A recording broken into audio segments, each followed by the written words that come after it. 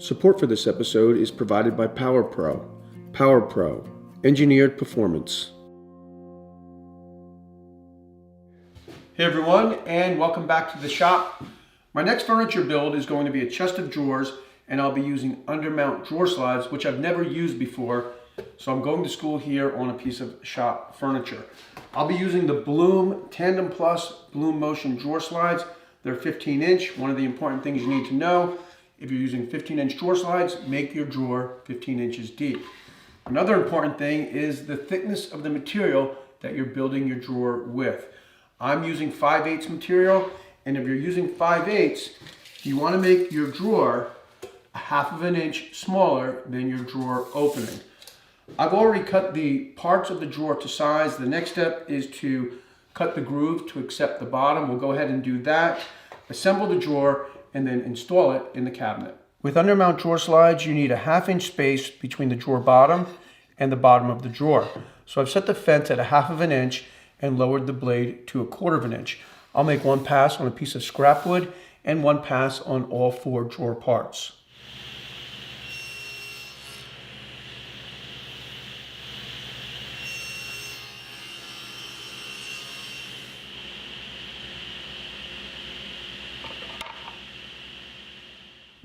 Now I'll move the fence over a little bit, make another pass with the test piece, and test the fit.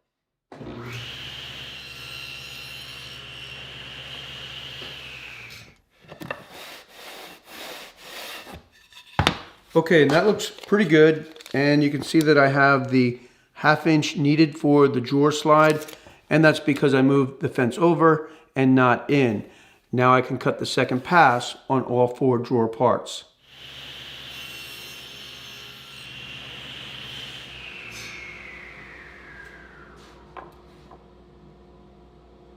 You'll notice that a lot of videos will tell you that you need to notch out a space at the back of the drawer on both sides to allow for the drawer slides.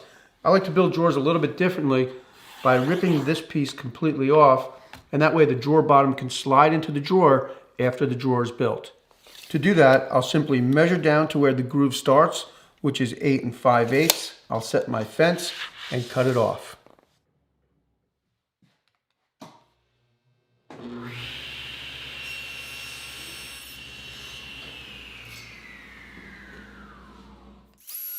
The next step is to pre-drill and countersink holes for the screws and build the drawer.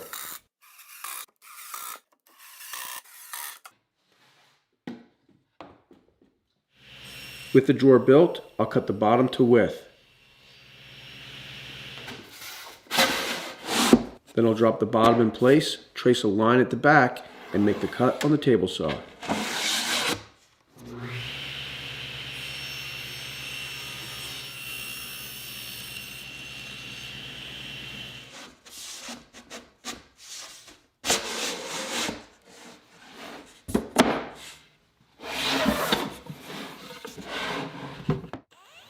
With the drawer bottom flush with the drawer back, I'll attach it with a few screws. Now that I have the drawer made, I'll flip the drawer upside down with the back of the drawer facing me and drill the holes for the location pins in the drawer slides. For the drawer slide on this side of the drawer, I'm drilling a hole at 13/64 to accept this pin.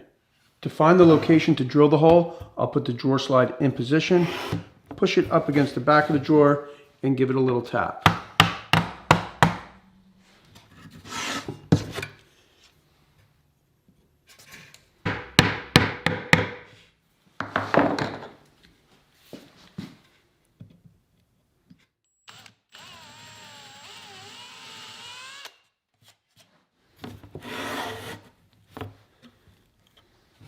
For the other side of the drawer, the location pin is bigger, so I'll need to drill a 1/4 inch hole, and I'll find the location for the hole the same way.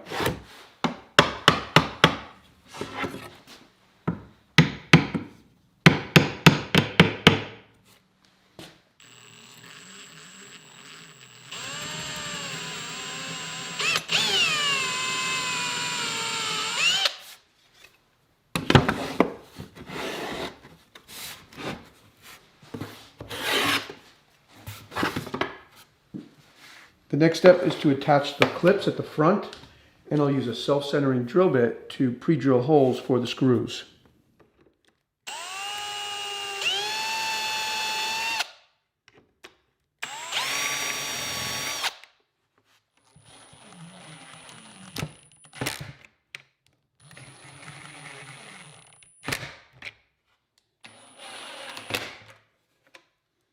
With the holes drilled in the back and the clips attached to the front, the next step is to install the slides in the cabinet. Where you install the glides is going to depend on whether or not you're using an inset or an overlay drawer front. This is going to be an overlay, and I find setting the drawer slide about 1/8 of an inch from the front works pretty good, and I'll use the slotted space first, and that will allow for some adjustment.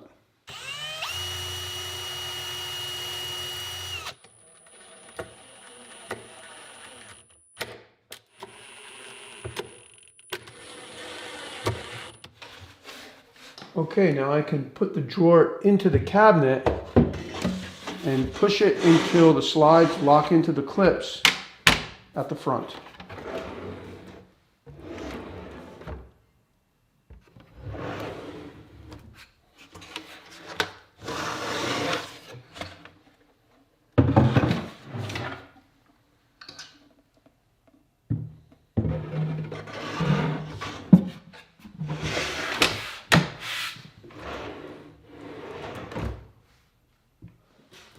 Okay, and that is about all there is to it.